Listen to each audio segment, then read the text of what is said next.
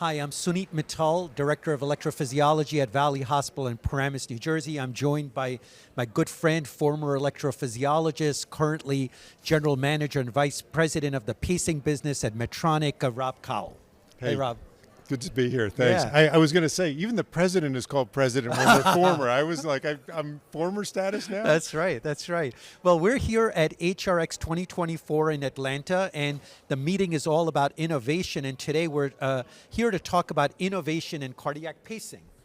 Now, I'm going to start, Rob, just saying that a few years ago, it would have been impossible to even use the word innovation and pacing together. Yeah. We've certainly come a long way. It's been incredible. I was actually presenting about pacing at the Medtronic board about 2 years ago, and I said that this mature technology is a rambunctious toddler again, because it's just the whole world is flipped in pacing, and it's interesting once more. Absolutely. Now, I want to really get your thoughts, because you're now thinking about this on a daily basis, that there's innovation in two distinct ways. Of course, there's innovation that's occurring in the traditional reasons we implant pacemakers for treatment of symptomatic bradycardia, but there's also incredible innovations that are occurring for new indications in pacing. So I'm going to, in our talk today, cover both of these areas, but let's start with what's known to most people, which is we typically implant pacemakers for symptomatic bradycardia. And even there, with the advent of leadless pacing, conduction system pacing, it's a totally different ballgame now. No, totally. And I think what we've done in those areas is said, let's take a look at the biggest things that limit pacing. Pocket infections, lead problems, even generator issues.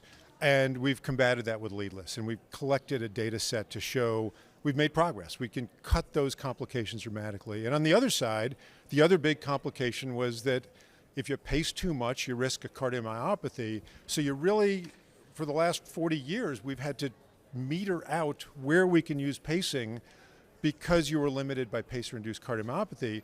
And I think conduction system pacing has made a big inroad there. We still have more data to collect, but there's a lot of emerging evidence that all corroborates with that same notion that, like leadless, we've been able to drive down these different complications. And as a result, I think what we're seeing is the threshold to use pacing, even for traditional indications like heart block or more importantly, sick sinus syndrome, have lowered. Yeah. Rob, obviously we don't have, to the best of my knowledge, a randomized trial, currently planned comparing conduction system pacing to leadless pacing. But in terms of the evidence generation, what do we have at this point? We've got to now look at large data sets.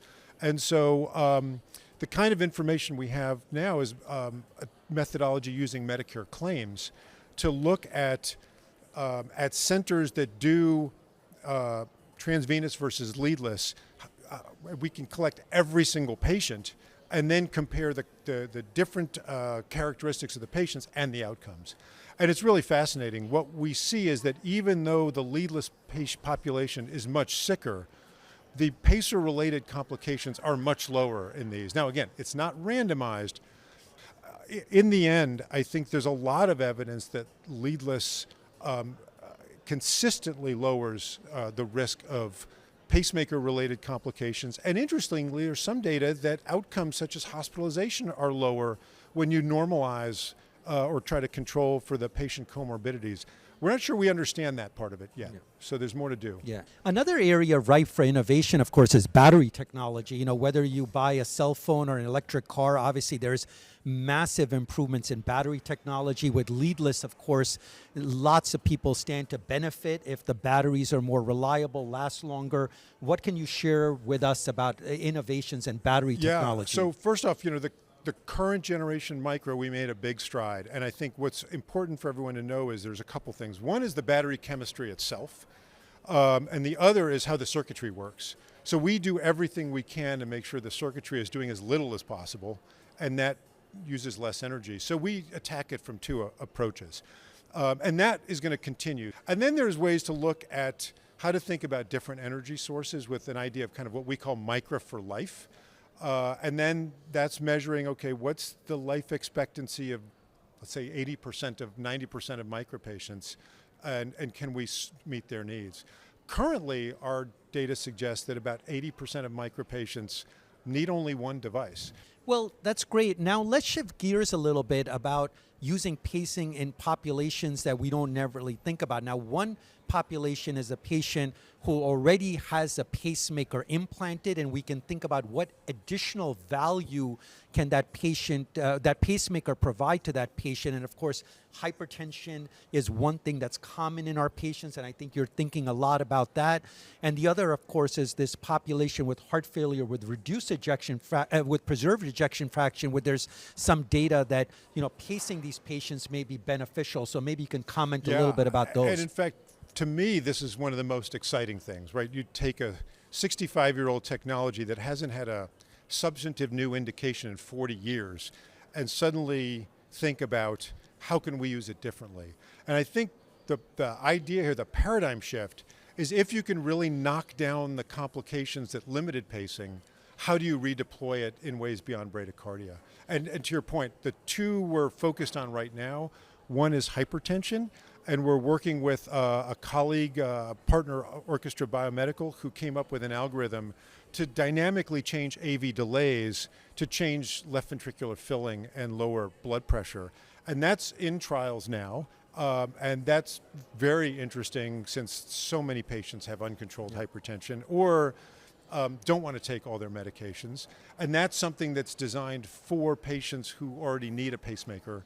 So again, if positive, that's something we could potentially backfit into current pacemakers. But the other one that's super interesting is this population of HFpEF patients who really don't have great therapies. And this comes from the work of Marcus Meyer and Dan Lustgarten, where they basically have flipped the concepts on their head, where we always thought we should slow patients with diastolic filling problems, and their idea was maybe we should gently speed them up and arrest that last bit of LV filling that drives pressure up. And their initial studies looked very promising, and we're about to launch a big study to really test that hypothesis, not just in pacer-indicated patients, but in those who don't have a current pacer indication. So it would be a just completely de novo indication. Well, Rob, I think in conclusion, it'd be fair for me to say that a few years ago, if you told me that pacing is going to be fun again, I would have thought you're crazy. Yeah. But it is very clear that pacing is fun again because there's just an incredible amount of innovation that's happening. You've shared some, great examples. I'm sure it makes your job a lot more fun, to see this happening. And I look forward to seeing over the next couple of years, what unshapes in this industry. Pacing is now the physiology of electrophysiology. That's right. So it's a lot of fun. Well, thanks for joining me today. Thanks for having me.